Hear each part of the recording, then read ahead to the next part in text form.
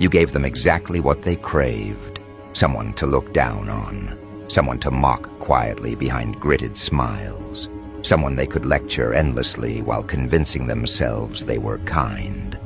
You became their harmless little distraction, the one who nodded too much, blinked a little slower, asked the obvious, mispronounced the terms they held sacred, and oh, how they adored it.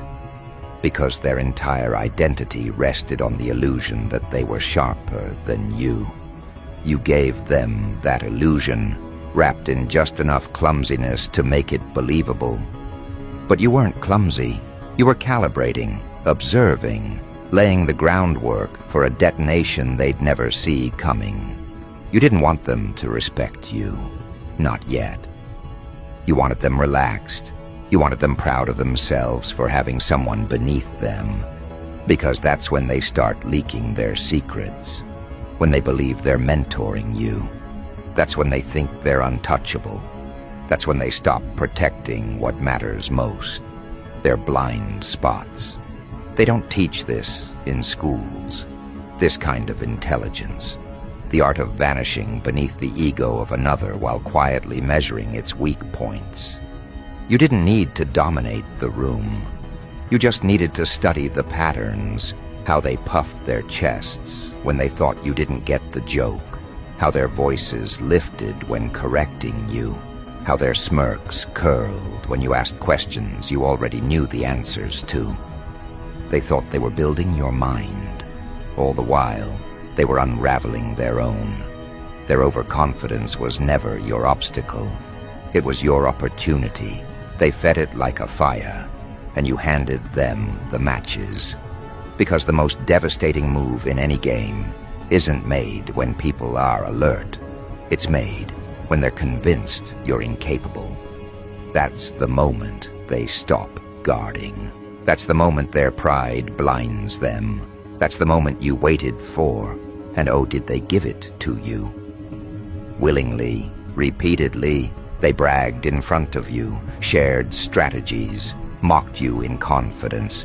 You let them. Because when you're setting up a God-tier move, there's no room for ego, only execution.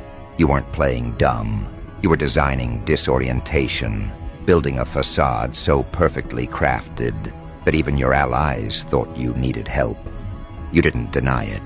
You let them think you were grateful, that you needed guidance, that you couldn't do it without them. You made yourself small on purpose, because you knew something they didn't. Small things explode best in tight spaces, and you were about to go nuclear. While they practiced speeches, you built an arsenal. Quietly, relentlessly, waiting for the perfect second where their certainty became a coffin. They built entire conversations around your supposed limitations. They used you as a prop in their anecdotes. They whispered about how you'd never get there, and you let them.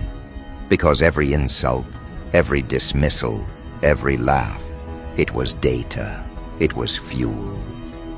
It was confirmation that they were falling right into your design. They underestimated you so deeply that when the moment finally came, they didn't even know what hit them. Not because it came out of nowhere, but because they refused to see it coming. It wasn't a speech. It wasn't a tantrum. It wasn't even a warning. It was a single surgical move that made every mouth in the room forget how to speak. It was elegant, clean, devastating. You didn't raise your voice. You didn't ask for attention. You didn't need a stage. You just acted, and reality rearranged itself. The board flipped and the rules they wrote shattered like cheap glass. And that sound, that mental cracking behind their stunned faces, that wasn't surprise. That was collapse. What you did wasn't just smart. It wasn't just bold. It was alien to them. It came from a depth they never dared explore. You used tools they didn't know existed, applied thinking they couldn't replicate if they tried.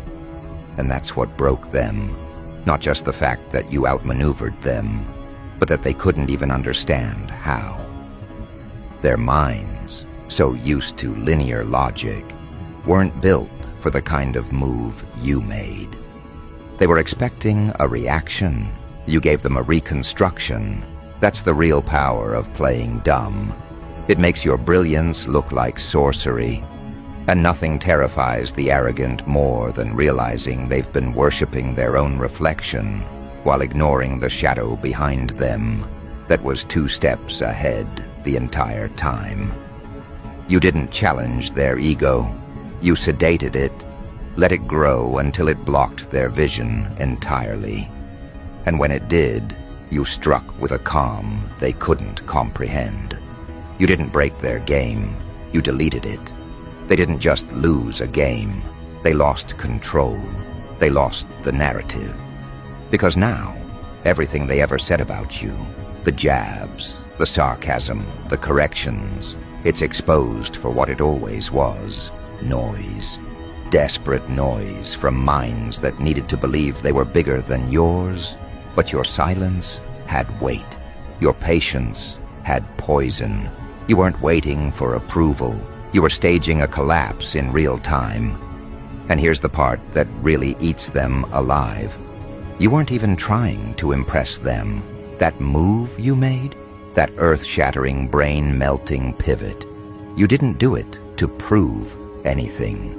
You did it because it was time. Because the setup was complete. Because their certainty was ripe for collapse, and you didn't need their applause, just their silence.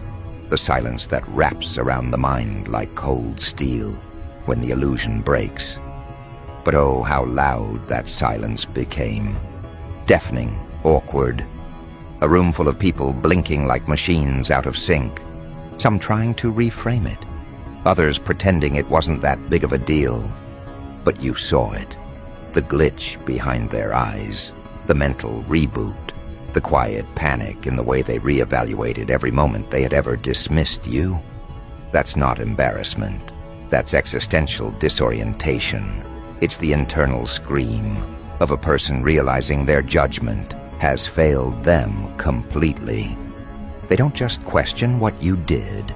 They question who you've always been. They wonder if everything you showed them was fake. They can't trust their memories anymore.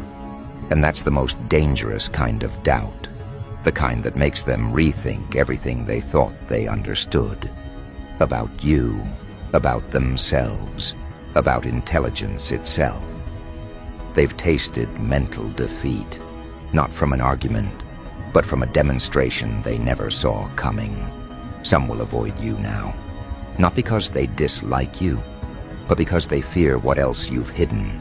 Others will try to get close, hoping to figure you out, as if proximity will grant them clarity. It won't, because they're still playing the old game, still trying to decode a mind that no longer exists in their frame of reference. The person they underestimated is gone, replaced by a version they can't label or quantify. You didn't just evolve, you molted, shed the skin of the character they thought they knew, and revealed something far more dangerous, a thinker who knows how to disappear until it's time to rewrite the room. You didn't demand power. You designed inevitability. And now, the people who once pitied you can't even look you in the eye without remembering the moment their worldview cracked. The weight of that fracture is permanent.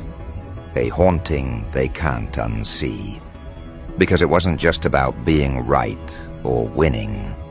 It was about precision, about the timing, about the elegance of letting them feel safe, right up until you rearranged their entire belief system with one clean motion. They'll never admit how deep it cut, but they'll flinch every time your name comes up. Not because you're dangerous, but because you made them feel predictable. You taught them something they'll never unlearn, that the quiet ones aren't always clueless, that the underestimated don't always stay low, that sometimes the one who stumbles in the beginning is the one writing the final chapter. And when that chapter lands, it doesn't ask permission. It doesn't negotiate. It just closes the book. Permanently. And now they're cautious around you. Every word is filtered, every gesture measured, because they're not sure if you're still playing dumb or already setting up the next collapse. And that uncertainty, that invisible pressure sitting on their chest, that's what happens when you weaponize intelligence with patience. You taught them how fragile their reality was by smiling while breaking it apart. They were never playing against you. They were playing in your theater, and you let them monologue themselves into madness. So don't expect them to clap. Expect them to crumble. Because the version of you they underestimated was a myth. The real one just gave them a glimpse of what comes after their rules no longer apply. And now they're looking over their shoulders, wondering if you're finished. They try to salvage dignity, rebuild confidence, reclaim narrative. But deep down, they know the truth. They weren't just outsmarted, they were outclassed, because while they rehearsed cleverness, you engineered revelation. And the next part isn't damage control, it's dissection, it's dissection. And now they're looking over their shoulders, wondering if you're finished. They try to salvage dignity, rebuild confidence, reclaim narrative. But deep down, they know the truth. They weren't just outsmarted, they were outclassed. Because while they rehearsed cleverness, you engineered revelation. And the next part isn't damage control, it's dissection. What they don't realize is, the moment you made your move, they weren't just exposed, they were dissected in real time. Not physically, psychologically. You cracked open the skull of every smug assumption they held and let the rot spill out in public. Their reputations weren't ruined by you. They were ruined by the mirror you shoved in front of their faces. You didn't need to attack. They self-destructed the second they realized the fool in the corner was a grand master, masquerading as a pawn. You never wanted their applause. You wanted data, their reactions, their habits, their weaknesses. And they gave it all away willingly, thinking they were educating you, guiding you, shaping you. But they weren't mentors. They were mice in a maze you built with a smile. You watched how they cornered others. You studied their cruelty when they thought no one significant was watching. You noted how they talked down to people, how they measured intelligence through noise instead of depth. And when it was your turn, you didn't make noise. You brought an avalanche. They still don't fully understand how you did it. And that's what's unraveling them now. Not just the loss, but the mystery, the mental glitch, the fact that they can't trace the move, can't replicate it, can't decode your strategy. That's not failure. That's psychological fragmentation. They're walking around trying to convince themselves they're still sharp, while simultaneously trying to figure out how they missed everything. Their internal compass shattered, their judgment exposed, their certainty gone. It wasn't just intelligence that destroyed them. It was patience. It was the way you waited, letting them feel powerful, letting them believe they were shaping you. You fed them the illusion until they overdosed on it. And then, without warning, you changed the temperature of the entire room. Not by yelling, not by rising, just by moving with undeniable precision. You didn't have to explain. The effect spoke louder than anything else. One motion, one reveal, and suddenly their entire ego infrastructure collapsed like a sandcastle in a tsunami. The aftermath is quiet on the surface, but underneath, there's chaos. The group chats have shifted, the tones have changed. You can feel the hesitation in their messages, the caution in their compliments. They want to ask questions, but they don't know how to phrase them without admitting they were wrong. They want to stay close to you, hoping some of your brilliance will rub off. Yet they're terrified to say the wrong thing and trigger another collapse.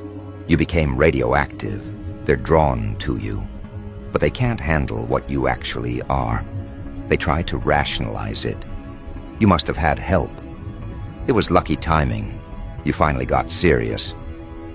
These are the excuses weak minds craft to shield themselves from truth. But deep down, they know. You weren't lucky. You weren't helped. You weren't hiding insecurity. You were designing consequence and that God-tier move. It wasn't for validation. It was a reset button. You didn't want to impress them. You wanted to end their illusion. You walk into rooms differently now. Not because you changed, but because they did. Their eyes no longer carry arrogance. They carry hesitation, respect, mixed with confusion. They're unsure how to greet you now. Do they still joke the same? Do they pretend nothing happened? Do they apologize? The silence you once wore to blend in has become the volume that deafens them, because it screams the one thing they can't admit aloud. You were never beneath them. You were the measuring stick they failed to recognize. Now they obsess in secret. Rewatch the moment. Re-examine every interaction they had with you, searching for signs, looking for cracks, desperate to find evidence that you were never a threat until just recently. But they won't find it, because you were never hiding weakness.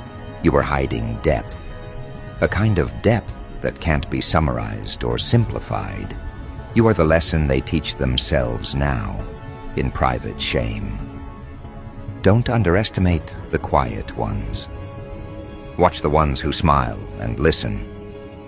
But it's too late for that now. You already made your mark. They whisper your name like folklore, like some mythic ghost of strategy and calm destruction. But you're not a ghost. You're just someone who learned to weaponize patience in a world obsessed with noise. They tried to reduce you to a label, a stereotype, a joke. But now, every time they speak your name, it comes with a pause, a hesitation, because they know if you struck once, you could strike again, and they wouldn't see it coming until their world flipped a second time. You didn't just flip the power dynamic. You reprogrammed their instincts. Now when they feel confident, they second-guess it. Now when they spot someone they think is lesser, they hesitate. They flinch. Because you trained them through consequence. And that is the most beautiful revenge. Not through rage, not through noise, but through permanent correction. The ones who laughed the loudest, they're the ones who fear you most now. Because laughter is loudest when insecurity needs a disguise. And now, their disguise is gone. Torn away by a move so precise, so irrefutable, that no one could gaslight it into fiction. They remember the exact second it landed, the expressions around them, the silence that followed, the internal collapse that didn't come with fire, but with understanding. Understanding that they misread everything, misjudged you, and worse, revealed themselves in the process. You didn't argue with them. You never debated your worth. You let their arrogance do all the work. That's what breaks them now. That you didn't need to destroy them. You simply existed in truth. And the moment that truth became visible, everything they had built on false assumptions cracked under its weight. Because they weren't just wrong about you. They were loudly wrong, publicly wrong, repeatedly wrong. And there's no rewinding that. Now, some try to pivot. They act like they always believed in you. They bring up old moments, pretend they saw the signs. But it's hollow. You can see the fear in their admiration. It's not love. It's strategy. They're still playing, still trying to secure footing in a world you reshaped without asking their permission. But here's the part they'll never get. You're not in the same arena anymore. You moved past the noise and left them shouting into a void that doesn't echo back. You didn't burn bridges, you just flew over them. You didn't take revenge, you left them with themselves. And now, they're the ones haunted, not by guilt, but by the knowledge that they were predictable, that they were scripted. And you rewrote the script mid-performance and walked off stage without missing a beat. That's not just intelligence, that's command. You don't have to flex. Your presence is the message now. You walk into spaces, and their posture changes. Their words filter themselves. Their jokes shrink. Not because you're threatening, but because your stillness holds weight. Because your previous silence wasn't absence, it was observation. And they remember what happened the last time you listened more than you spoke. There's nothing left for you to prove. They know. The move is still echoing in their minds, like a siren that never shuts off. Every new decision they make comes with the whisper of your last one. That's how you win wars without swinging. You leave them navigating a terrain you quietly rewired. One step at a time, you undid everything they thought was solid. You don't need to remind them. You don't need to make a sequel. You've already left the kind of mark that reshapes how people treat every room going forward. You made them hesitate, rethink, recalculate. And in this world, that's the ultimate dominance, making them rewrite themselves without lifting a finger. And as you walk away, unbothered, unwounded, they finally ask the question they should have asked from the start. How long was this move in the making? They'll never know, but you do. And the part that's coming next isn't retaliation, isn't forgiveness, it's transformation. You didn't do all this to prove a point. That was never the goal. You didn't pull off one perfect brain-breaking move just to shock them. That was only the spark, the opening of a door that's been bolted shut for years. This wasn't a performance. It was an evolution, disguised as compliance. They thought you wanted entry into their world. What they didn't realize is you were building your own. Not louder, not flashier, just undeniable. Because real power doesn't announce itself. It shifts the gravitational pull of the room. It turns the observers into imitators, and the imitators into statues, frozen in awe. Confused by their own paralysis, you've become that pull. The fixed point that bends perspectives, the proof that true brilliance doesn't need to beg. It just becomes, and lets the rest of the world either catch up or collapse. And collapse they did. The very people who once graded your worth with smug expressions now find themselves scrambling for new metrics. They can't use the old rules anymore. You've made those obsolete. And that's the genius of what you've done. Not just the move, but what followed. The psychological terrain is different now. It belongs to you. You walk on ground that makes others uncertain. Not because you threaten them, but because your presence alone forces them to reassess everything they thought was true. And the wildest part? You're just getting started. That wasn't your peak. That wasn't even your full capacity. It was a preview, a subtle demonstration of what happens when patience meets precision. They saw one layer, and it undid them. Now they walk around fearing the layers they haven't seen. They don't know if you're holding back again. They don't know how deep the reservoir goes. And that doubt, that unease, it spreads like infection, quiet, invisible, inescapable. You used to sit quietly while they explained things you already understood.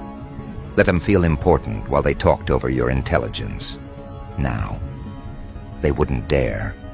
They feel your awareness before you speak. The edge in your calm. The way you don't react like you used to. Because you're not trying to fit in anymore. You're not making space at their table. You're building your own kingdom, stone by stone, etched with every lesson they gave you through mockery. Transformation isn't about becoming someone new. It's about shedding the skin they tried to trap you in. You're not reborn. You're revealed. The version of you they used to see. That was camouflage, polished and tailored to keep them comfortable. But comfort doesn't change the world. Disruption does. And you've become the embodiment of it. Not chaos for the sake of noise, but disruption with direction, strategy that doesn't seek permission, movement that doesn't ask to be understood. Now when they see you, they don't know how to behave. They try to piece together who you are, now using broken memories of who you used to be. But the blueprint has changed, and every attempt to define you collapses the moment they speak it. Because they're trying to box what no longer fits inside language. You've transcended their categories. You're not the underdog. You're not the mystery. You're the inevitable. This is the aftermath no one prepared them for. Not your success, not your rise, but the way you carry it, with silence instead of noise, with depth instead of drama. You don't advertise your wins. You move as if they were always expected. And that's what crushes them now. That your victory wasn't loud, it was casual. Like you never needed to prove them wrong. Like you always knew they'd come around, not out of admiration, but because there was no alternative left. You're not chasing status. You've outgrown the need for applause. While they polish trophies, you sculpt outcomes. While they chase recognition, you influence direction. And here's what terrifies them most. They've finally realized they need you. Not just your talent, your thinking, your clarity, your ability to see 5 moves ahead in a game they thought they were winning. But they don't know how to ask for help without confronting the humiliation of ever having doubted you. So they pretend, smile, compliment. But you feel the tension, the guilt they haven't dealt with, the fear they still carry. Because they know this isn't just your moment, it's your era. You've become the force they measure their progress against. You've become the proof that playing dumb wasn't submission, it was surveillance. You were never the slow one. You were the strategist in disguise, the architect